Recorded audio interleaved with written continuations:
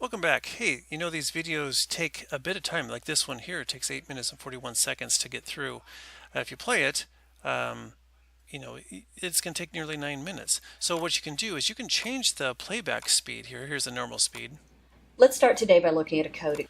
And so if you want to get through it a little quicker, you can, and still make it understandable. I switched it to about 1.25, but a lot of people do 1.5. And what happens Example. We've got a short little program here. You'll notice it starts off with something new. Scanner scan is it plays back much quicker. Like I said, 1.25 though seems to be a lot more understandable, at equals least new for me. scanner of system.in. But down here at the bottom we see But still, it goes through pretty fast.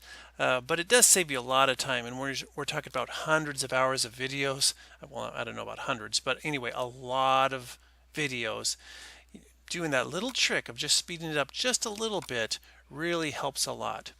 Here's another trick for you. I notice when I'm coding, and let me actually set this up here on another screen. Whenever I'm coding in Dr. Java, a lot of times by the time I'm done, everything's just all cattywampus and cattywampus, that's my own term. But anyways, it's kind of out of order and not no longer lined up. And what you can do is you can highlight everything like this and then just click the tab key on your keyboard and it lines everything up just perfectly. So that's another little hint for you. So the two hints.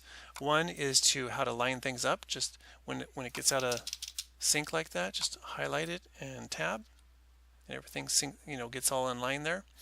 And the other thing is to you can adjust the speed on the YouTube lessons. Hope those help.